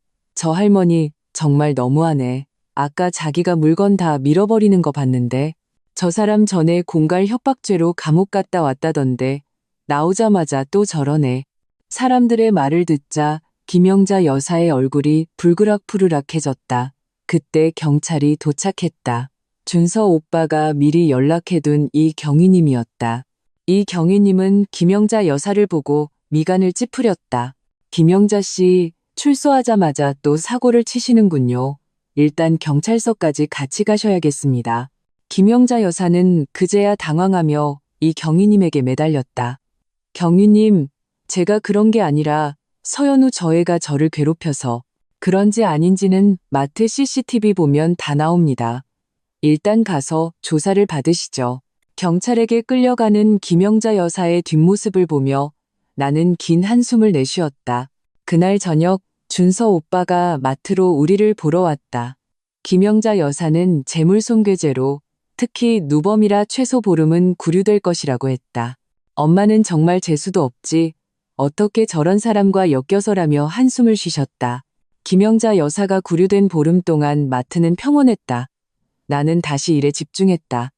하지만 박지훈이 이때 나를 찾아올 줄은 몰랐다. 그날 저녁 퇴근하고 아파트 단지 안으로 들어서는데 가로등 아래 낯익은 인형이 쭈그리고 앉아 있었다. 박지훈이었다. 그는 전보다 훨씬 수척해지고 머리도 헝클어져 초라한 모습이었다. 나를 보자 그는 급히 일어나며 안절부절못했다. 연우야, 할 말이 있어. 나는 미간을 찌푸렸다. 우린 할 말 없어요. 가세요. 연우야, 내가 잘못했어. 박지훈의 목소리에 울음이 섞여 있었다. 예전엔 다 내 잘못이었어. 엄마 말만 듣고 너한테 못되게 굴고 다시 한번 기회를 주면 안 될까? 우리 다시 시작하자. 나는 내 귀를 의심했다. 어이가 없어서 웃음이 나왔다. 박지훈 씨, 제정신이에요? 우린 이미 이혼했어요. 난 지금 아주 잘 살고 있고 당신과 다시 시작할 생각 전혀 없어요. 네가 잘 사는 거 알아. 박지훈이 다가와 내 손을 잡으려 했지만 나는 피했다. 네가 지금 대기업 다니고 마트도 장사 잘 된다고 들었어. 연우야, 우리 엄마도 잘못했다고 하셨어. 다시는 너 안 괴롭힐 거야. 우리 재결합하자. 내가 정말 잘할게. 나는 그의 위선적인 모습에 속이 메스꺼웠다. 박지훈 씨, 내가 당신 속을 모를 줄 알아요? 내가 잘 사니까 다시 와서 득 좀 보려는 거잖아요. 불가능해요. 당신이 날 내쫓았을 때 나한테 잘해줄 생각은 왜 못했죠? 이제 와서 그런 말 해봤자 늦었어요. 득 보려는 게 아니야. 난 정말 너를 사랑해. 박지훈이 울먹였다. 나 지금 정말 비참해. 직장도 잃고 미나 결혼도 깨지고 아버지는 매일 술 마시고 나를 욕해. 내가 정말 잘못했다는 걸 깨달았어. 제발 날 용서해줘. 당신이 비참한 건 당신이 자초한 일이에요. 나랑은 상관없어요. 나는 차갑게 말했다. 박지훈 씨, 한 번만 더 나를 괴롭히면 경찰에 신고할 거예요. 나는 그대로 돌아서서 집으로 들어왔다. 며칠 동안 박지훈은 매일 회사 앞에서 나를 기다리고 꽃과 선물을 보냈다. 동료들 사이에서 소문이 퍼지자 나는 이 대표님께 사실을 말씀드렸고 보안팀에서 그를 막아주었다. 그러자 그는 마트 앞에 가서 엄마를 괴롭혔다. 결국 준서 오빠가 변호사 사무실 동료들과 함께 박지훈을 찾아가 내용 증명을 보내고 스토킹으로 고소하겠다고 경고했다. 그제야 박지훈은 잠잠해지는 듯했다. 하지만 그는 뒤에서 비열한 짓을 꾸미고 있었다. 어느 날 시장 관리국에서 전화가 왔다. 우리 마트가 유통기한이 지난 상품을 판매한다고 신고가 들어왔다는 것이다. 나는 깜짝 놀랐다. 마트 상품은 엄마가 직접 관리하시는데 그럴 리가 없었다. 나는 급히 마트로 달려갔다. 직원들이 상품을 검사하고 있었고 엄마는 얼굴이 하얗게 질려 있었다. 팀장님, 진열대 맨 아래쪽에서 유통기한 지난 빵 몇 개가 나왔어요. 나는 진열대 앞으로 가서 그 빵들을 보았다. 우리 마트에서는 취급하지 않는 브랜드의 빵이었다. 나는 바로 박지훈이나 김영자 여사의 짓이라는 것을 알아차렸다. 나는 직원들에게 상황을 설명하고 CCTV 영상을 확인했다. 영상에는 어제 오후 박지훈이 마스크를 쓴 채 몰래 그 빵들을 진열대 아래에 숨기는 모습이 찍혀 있었다. 영상을 확인한 직원들은 조사를 계속하겠다고 말하며 돌아갔다. 나는 분노로 몸이 떨렸다. 박지훈은 목적을 위해 수단과 방법을 가리지 않는 인간이었다. 나는 바로 준서 오빠에게 전화해 박지훈을 명예훼손과 업무방해죄로 고소해달라고 했다. 법원에서 소환장을 받은 박지훈은 마트에 와서 행패를 부렸지만 우리가 CCTV 영상을 보여주자 아무 말도 못했다. 법원은 최종적으로 박지훈에게 우리 마트에 대한 명예훼손 및 경제적 손실에 대한 배상금으로 5천만 원을 지급하고 지역신문에 공개 사과문을 게재하라고 판결했다. 박지훈은 돈이 없어 배상하지 못했고 법원은 그의 유일한 재산인 낡은 중고차를 강제 경매에 붙였다. 그 사건 이후 박지훈은 우리 삶에서 완전히 사라졌다. 어떤 사람은 그가 지방으로 돈 벌러 갔다고 했고 어떤 사람은 사채를 쓰고 빚쟁이들에게 쫓겨 숨어 지낸다고도 했다. 김영자 여사도 구류에서 풀려난 후 다시는 찾아오지 않았다. 박씨 집안의 골칫거리들이 해결되자 나와 엄마의 삶은 드디어 평온을 되찾았다. 마트 사업은 점점 더 번창했고 나는 회사에서 행정팀장에서 행정부장으로 승진했다. 어느 날 저녁 나와 엄마, 수진이 그리고 준서 오빠가 함께 외식했다. 수진이가 웃으며 말했다. 연우야, 너 이제 정말 인생 역전했네. 일과 사랑을 다 잡았잖아. 사랑? 내가 무슨 사랑을 해. 수진이가 윙크하며 준서 오빠를 가리켰다. 모르는 척하지 마. 우리 오빠가 너한테 얼마나 잘해줘. 네가 힘들 때마다 제일 먼저 달려오잖아. 내가 보기엔 둘이 정말 잘 어울려. 나는 얼굴이 빨개져서 몰래 준서 오빠를 쳐다보았다. 그도 나를 보고 있었고 눈에는 따뜻한 미소가 담겨 있었다. 나는 고개를 숙였지만 마음속에는 잔잔한 파문이 일었다. 오빠는 정직하고 책임감 강한 사람이었다. 내가 어려울 때마다 나를 도와준 것도 그였다. 솔직히 말해 나도 그에게 호감이 있었다. 하지만 나는 이혼한 여자라는 생각에 위축되었다. 오빠는 내 마음을 알아차린 듯 먼저 입을 열었다. 연우야, 네가 무슨 생각하는지 알아. 나는 내 과거 신경 쓰지 않아. 나는 너의 강인함과 선량함을 좋아해. 나에게 너와 이모님을 돌볼 기회를 주지 않겠니? 나는 고개를 들어 오빠의 진심 어린 눈빛을 보았다. 그리고 엄마를 보았다. 엄마는 미소 지으며 내게 고개를 끄덕이고 있었다. 나는 심호흡을 하고 고개를 끄덕였다. 응. 오빠는 기뻐하며 내 손을 잡았다. 수진이와 엄마도 환호했다. 그 순간 나는 모든 고난이 끝났고 행복이 마침내 내게 찾아왔음을 느꼈다. 반년 후 나와 준서 오빠는 결혼했다. 결혼식은 소박했지만 따뜻했다. 엄마는 내 곁에서 행복한 눈물을 흘리셨다. 연우야, 네가 드디어 고생 끝에 행복을 찾았구나. 결혼 후 오빠는 나와 엄마에게 정말 잘해주었다. 그는 마트의 회계를 깔끔하게 정리해주고 사업을 확장해 분점을 내는데도 도움을 주었다. 어느 날 우리는 시장에서 우연히 박미나를 만났다. 그녀는 값싼 옷을 입고 아이를 안고 있었는데 얼굴이 누렇게 뜨고 몹시 초췌해 보였다. 우리를 보자 그녀는 고개를 숙이고 황급히 자리를 떴다. 오빠는 그녀가 알코올 중독자와 결혼해서 매일 가정폭력에 시달린다고 들었다고 했다. 나는 동정심은 들지 않았다. 박 씨 집안 사람들은 모두 자신들의 탐욕과 악랄함 때문에 그런 비참한 결말을 맞이한 것이다. 그리고 나는 고난을 이겨내고 마침내 나만의 행복을 찾았다. 차부, 새로운 생명, 그리고 완전한 행복. 해외여행에서 돌아온 지 석 달째 나는 임신 초기라고 적힌 초음파 사진을 든 채 손끝이 하얘지도록 꽉 쥐었다. 주방에서 나를 위해 영양죽을 끓이고 있는 준서 오빠 앞에 서서 나는 일부러 헛기침을 했다. 그가 돌아섰다. 앞치마에는 아침에 내가 좋아하는 파전을 부쳐주느라 묻은 밀가루 자국이 남아있었다. 내 손에 들린 사진을 본 순간 그의 손에 들려있던 국자가 쨍그랑 소리를 내며 바닥에 떨어졌다. 그는 30초는 좋게 멍하니 서 있다가 황급히 달려와 나를 조심스럽게 껴안았다. 마치 깨지기 쉬운 보물을 다루듯 부드러운 힘이었다. 그의 목소리는 억누를 수 없는 떨림으로 가득했다.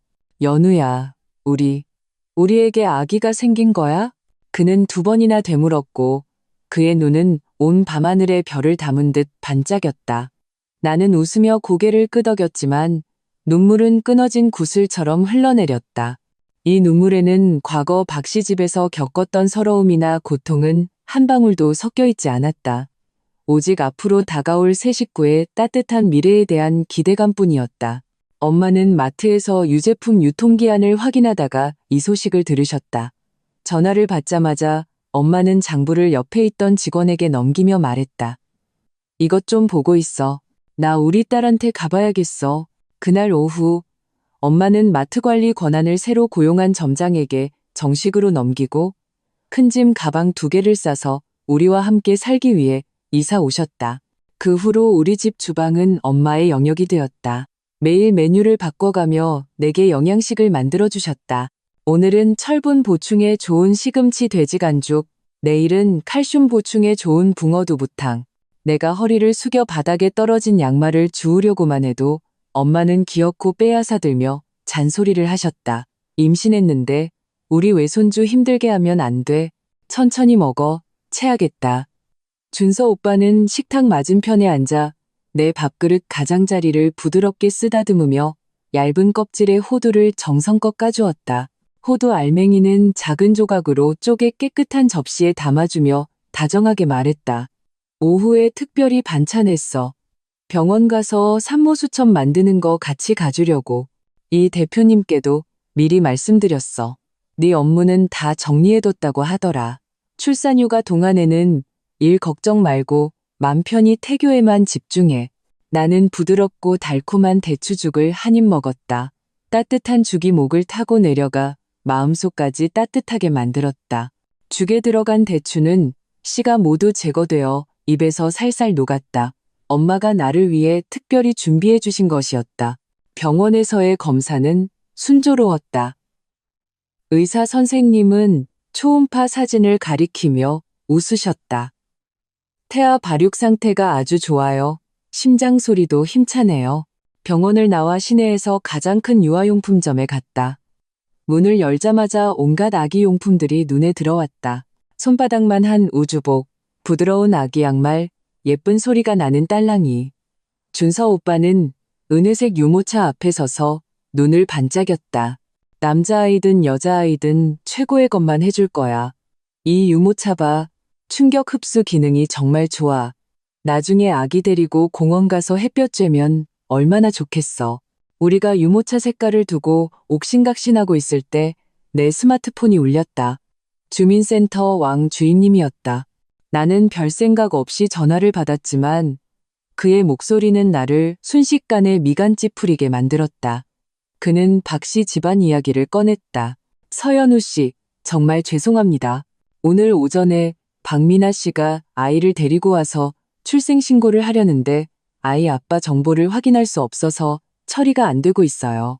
규정상 이런 경우엔 친족 증명이나 관련 단서가 필요한데 박미나 씨가 서연우 씨를 언급해서요. 혹시 도움될 만한 정보라도 있으신지 해서요. 준서 오빠는 박미나라는 이름을 듣자마자 얼굴이 굳어졌다. 나는 조용한 구석으로 가 목소리를 낮춰 말했다. 주임님, 죄송하지만 전박 씨 집안과 이혼하면서 완전히 연을 끊었습니다. 그 아이에 대해 아는 게 전혀 없어요. 나는 왕 주임님의 대답을 기다리지 않고 전화를 끊었다. 하지만 그날 저녁 아파트 단지 입구에서 아이를 안고 웅크리고 있는 박미나를 발견했다. 그녀는 나를 보자마자 구세주를 만난 듯 다가와 애원했다. 연우야, 오해하지 마. 정말 마지막이야. 아이가 내년에 유치원에 가야 하는데 출생신고가 안 돼서 입학을 못해. 내가 아이 아빠에 대해 아는 게 거의 없어서 네가 인맥이 넓으니까 혹시 그의 행방을 알아봐 줄 수 있을까 해서. 나는 아이의 앙상하고 파리한 손을 보고 마음이 잠시 흔들렸지만 과거의 상처를 떠올리며 마음을 다잡았다. 나는 네 아이 아빠에 대해 아는 게 없어. 네가 자초한 일이니 네가 책임져. 내가 잘못했어. 정말 잘못했어. 박미나가 쿵 소리를 내며 차가운 바닥에 무릎을 꿇었다. 품에 안긴 아이는 그 소리에 놀라 울음을 터뜨렸다. 내가 하루에 3가지 일을 해. 아침에는 식당이라고, 점심에는 공사장에서 밥 배달하고, 저녁에는 야시장에서 양말 팔아. 하루에 4시간밖에 못 자. 아이만 유치원에 보낼 수 있다면 뭐든지 할게. 내 집에서 평생 종살이라도 할게. 준서 오빠가 다가와 그녀를 일으켜 세웠다. 일단 일어나세요. 저희가 돕고 싶어도 아이 아빠에 대한 정보가 없으면 도울 방법이 없습니다. 이건 법의 문제입니다. 대신 제가 아는 공익 변호사님을 소개해 드릴게요. 그분이 무료로 법률 상담을 해주고 절차를 안내해 주실 겁니다. 마지막으로 저희가 해드릴 수 있는 도움입니다. 박미나는 잠시 놀라더니 이내 감사의 눈물을 흘리며 고개를 끄덕였다. 고마워요, 최 변호사님. 정말 고마워요. 그 후 1달 동안 박미나는 정말로 우리를 찾아오지 않았다. 나는 이 일이 이렇게 끝났다고 생각했다. 하지만 1달 후 왕주임님에게서 다시 전화가 걸려왔다. 서연우 씨, 박미나 씨 출생신고가 결국 안 됐는데 이제는 서연우 씨 탓을 하고 있어요. 당신이 능력이 있으면서도 일부러 도와주지 않는다고, 부잣집에 시집 가더니 변했다고 동네에 소문을 내고 다녀서요. 한번 오셔서 해명해 주시는 게 좋을 것 같습니다. 나는 기가 막혀 말이 나오지 않았다. 우리가 호의를 베풀었음에도 그녀는 오히려 우리를 비난했다. 준서 오빠는 내 손을 잡고 말했다. 몸 상하게 화내지 마. 내가 같이 가줄게. 가서 모든 걸 명확히 밝히자. 주민센터 사무실은 사람들로 북적였다. 박미나는 우리를 보자마자 소리쳤다. 서연우, 너 드디어 왔구나. 네가 일부러 나를 방해하는 거지? 내 아이가 잘 되는 꼴을 못 보겠는 거지? 준서 오빠는 즉시 스마트폰을 꺼내 공익 변호사와의 대화 내용을 사람들에게 보여주었다. 여러분, 보십시오. 변호사님이 박미나 씨가 아이 아빠의 이름조차 제대로 모른다고 했습니다. 이런 상황에서 누가 도울 수 있겠습니까? 우리는 무료 변호사까지 소개해줬는데 오히려 저희 아내를 비방하고 있습니다. 양심이 있는 겁니까? 사람들은 대화 내용을 보고는 웅성거리기 시작했다.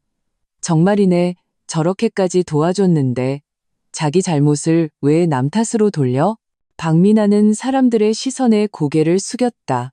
그 후에도 박미나는 우리 마트 앞에서 우리에 대한 험담을 하고 다녔다. 우리는 증거를 수집해 그녀를 명예훼손으로 고소하려 했다. 그런데 그때 경찰서에서 전화가 걸려왔다. 박미나가 누군가에게 폭행을 당했는데 우리를 가해자로 지목했다는 것이다. 경찰서에서 우리는 CCTV 영상을 통해 진실을 알게 되었다. 박미나를 폭행한 사람들은 사채업자들이었다. 그녀는 출생신고 문제를 돈으로 해결하려다 사채를 썼고 돈을 갚지 못해 폭행당한 것이었다.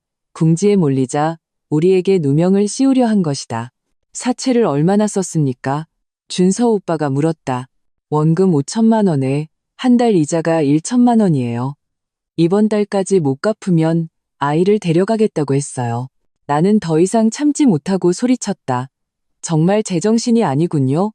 사체가 얼마나 무서운 건데 아이의 목숨을 담보로 그런 짓을 해요? 준서 오빠는 내 손을 꼭 잡고 나를 진정시킨 후 박미나에게 말했다. 제가 그 사체를 갚아드리겠습니다. 대신 조건이 2가지 있습니다.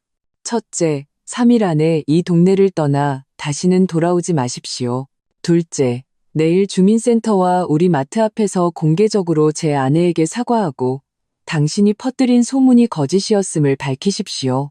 박미나는 잠시 망설였지만 아이를 보고는 결국 고개를 끄덕였다. 알겠어요. 그렇게 할게요. 다음 날 박미나는 약속대로 공개적으로 사과했다. 준서 오빠도 약속대로 그녀의 빚을 갚아주고 미혼모 지원단체와 연결해 아이의 출생신고를 도왔다. 3일 후 그녀는 아이를 데리고 남쪽 지방의 먼 친척에게로 떠났다. 그 후로 우리 삶에는 완전한 평화가 찾아왔다. 나는 집에서 편안하게 태교에 집중했다. 준서 오빠는 매일 출근 전 아침 식사를 챙겨주고 퇴근 후에는 내 배에 귀를 대고 아기에게 동화책을 읽어주었다. 엄마는 집안을 완벽하게 관리하며 아기를 위한 베네쩌고리와 이불을 손수 만들어주셨다. 임신 7개월 차 이 대표님과 회사 동료들이 집으로 찾아와 꽃다발과 선물을 주었다. 이 대표님은 두툼한 봉투를 내밀며 말했다. 서연우 부장, 이건 동료들의 마음이에요. 출산휴가 끝나고 돌아오면 행정부와 인사부를 총괄하는 자리로 승진시킬 계획이니 몸조리 잘하고 돌아와요. 나는 감동의 눈물을 흘렸다. 과거 박씨 집에서는 상상도 할 수 없었던 내 능력으로 얻어낸 인정과 존중이었다. 출산 예정일 일주일 전 나는 진통을 느껴 병원으로 실려갔다. 10시간이 넘는 진통 끝에 나는 건강한 아들을 낳았다. 간호사가 작고 쭈글쭈글한 아기를 내게 안겨주었을 때 나는 다시 한번 행복의 눈물을 흘렸다. 준서 오빠는 내 손을 잡고 눈시울을 붉히며 속삭였다. 연우야, 고마워. 나에게 이렇게 완벽한 가정을 선물해줘서. 아이의 100일 날 우리는 가까운 친척과 친구들만 초대해 소박하지만 따뜻한 잔치를 열었다. 수진이는 아기를 안고 정말 오빠를 쏙 빼닮았네. 라며 금으로 만든 아기 목걸이를 걸어주었다. 엄마는 손님들에게 정성껏 포장한 답례품을 나눠주며 행복한 미소를 지으셨다. 이 따뜻하고 행복한 풍경을 보며 나는 몇 년 전 박씨 집에서의 비참했던 날들을 떠올렸다. 그리고 지금의 이 행복이 얼마나 소중한지 다시 한번 깨달았다. 잔치가 끝나고 나는 잠든 아기를 안은 준서 오빠의 어깨에 기댔다.